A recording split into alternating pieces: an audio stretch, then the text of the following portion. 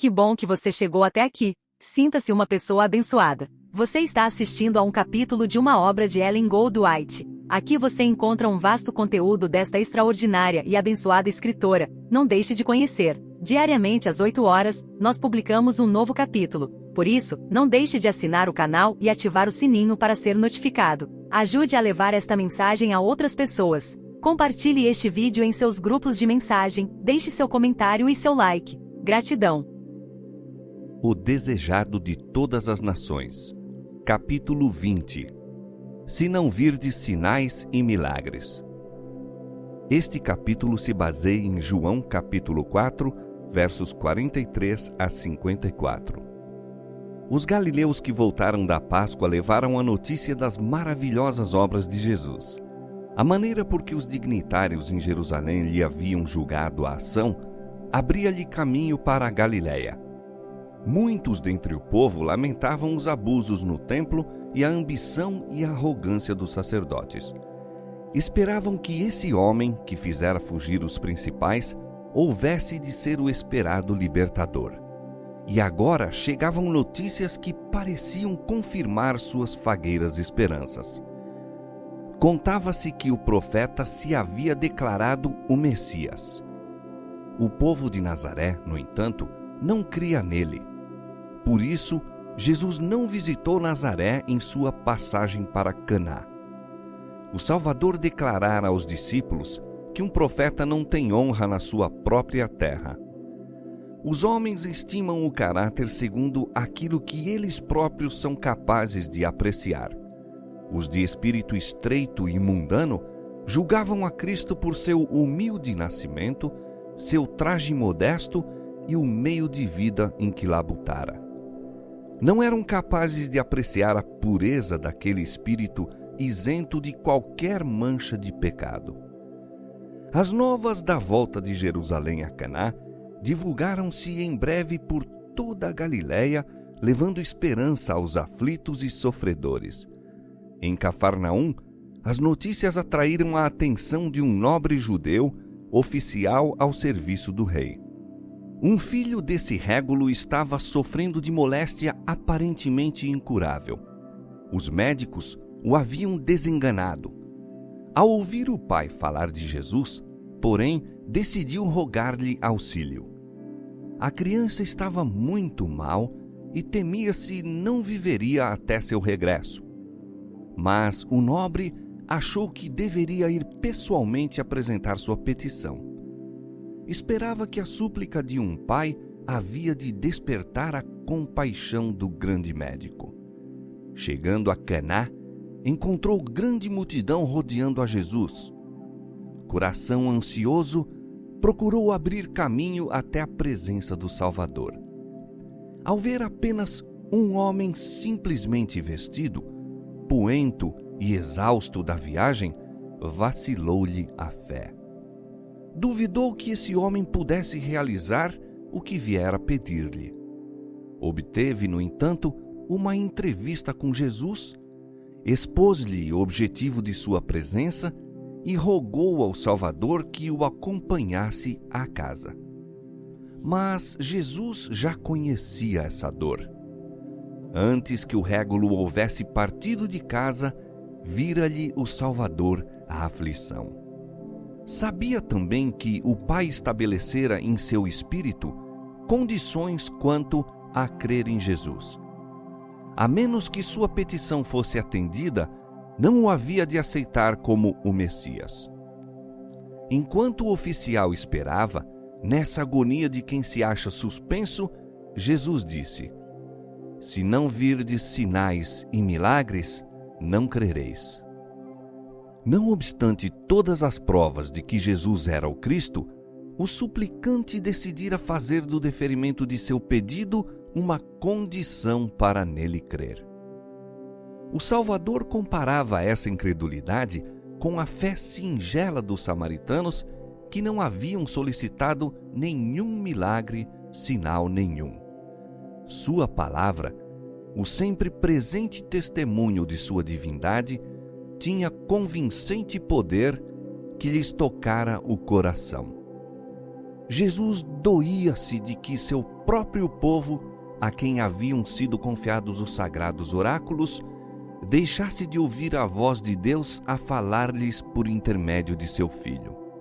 No entanto, o nobre possuía certo grau de fé, pois viera pedir aquilo que se lhe afigurava a mais preciosa de todas as bênçãos. Jesus tinha um dom ainda maior para conceder. Desejava não somente curar a criança, mas tornar o régulo e sua casa participantes das bênçãos da salvação e acender uma luz em Cafarnaum que se devia tornar em breve o cenário de seus próprios labores. O nobre devia compreender primeiro, no entanto, sua própria necessidade para que pudesse desejar a graça de Cristo. Esse régulo representava muitos de sua própria nação. Interessavam-se em Jesus por motivos egoístas. Esperavam receber, por meio de seu poder, qualquer benefício particular e faziam depender sua fé da obtenção desse favor temporal. Ignoravam, porém, sua enfermidade espiritual e não viam a necessidade que tinham da graça divina. Como um jato de luz, as palavras do Salvador ao nobre lhe desnudaram o próprio coração. Viu que seus motivos em buscar a Jesus eram egoístas. Sua vacilante fé apareceu-lhe em seu verdadeiro caráter. Em profunda aflição, compreendeu que sua incredulidade poderia custar a vida do filho. Conheceu que estava em presença daquele que lia os pensamentos e a quem tudo era possível. Em angustiosa súplica, clamou: Senhor, desce antes que meu filho morra. Sua fé apoderou-se de Cristo como a de Jacó quando, lutando com o anjo, exclamara: Não te deixarei ir se não me abençoares. Como Jacó, prevaleceu. O Salvador não pode recusar o pedido de uma alma que a ele se apega, alegando sua grande necessidade. Vai, disse, o teu filho vive. O nobre deixou a presença do Salvador com uma paz e alegria que nunca dantes experimentara. Não somente crera que seu filho seria restabelecido, mas, com firme confiança, esperou em Cristo como o Redentor. Na mesma hora, os que velavam a criança moribunda no lar de Cafarnaum notaram uma súbita e misteriosa mudança. Erguera-se do semblante do doentinho a sombra da morte. O rubor da febre cedera lugar ao suave brilho da saúde que voltava. Os mortiços olhos iluminaram-se de inteligência e as forças voltaram ao débil e emagrecido organismozinho. Nenhum vestígio da moléstia permaneceu na criança. A carne ardente de febre tornara-se tenra e fresca, imergindo o pequeno em sono tranquilo. A febre o deixara mesmo durante o calor do dia. A família pasmou e grande foi o regozijo. Caná não distava muito de Cafarnaum, de modo que o oficial poderia haver chegado à casa na tarde do dia em que estivera com Jesus, mas não se apressou na jornada de regresso. Só na manhã seguinte chegou a Cafarnaum. Que chegada aquela! Ao partir em busca de Jesus, tinha o coração opresso de dor. O brilho do sol afigurava-se-lhe cruel, uma ironia o cântico dos pássaros. Agora, quão diversos os sentimentos de sua alma! Dir-se-ia que toda a natureza se revestira de novo aspecto. Novos são os olhos com que contempla o que o rodeia. Enquanto, na quietação das horas matinais, prosseguia em sua jornada, afigurava-se-lhe que toda a natureza o acompanhava num louvor a Deus. Estando ainda a alguma distância de casa, servos lhe saíram ao encontro, ansiosos de lhe sossegar a alma que acreditavam suspensa. Nenhuma surpresa mostra, entretanto, em face das novas que lhe trazem, mas com profundeza de interesse que não podem compreender, indaga a que horas a criança melhorara. Respondem: ontem, à 7ª a febre o deixou. Na mesma hora em que a fé se apegara à afirmação, teu filho vive, o divino amor tocara a moribunda criança. O pai corre pressuroso a saudar o filho. Aperta-o de encontro ao coração como alguém arrebatado à morte e dá repentinamente graças a Deus por essa maravilhosa restauração. O nobre desejava conhecer mais de Cristo. Ao ouvir-lhe posteriormente os ensinos, ele e todos os de sua casa se tornaram seus discípulos. Sua dor foi santificada para a conversão de toda a família. Divulgaram-se as novas do milagre, e em Cafarnaum, onde tantas de suas poderosas obras foram realizadas, foi preparado o caminho para o ministério pessoal de Cristo. Aquele que abençoou o nobre de Cafarnaum está igualmente desejoso de nos abençoar a nós.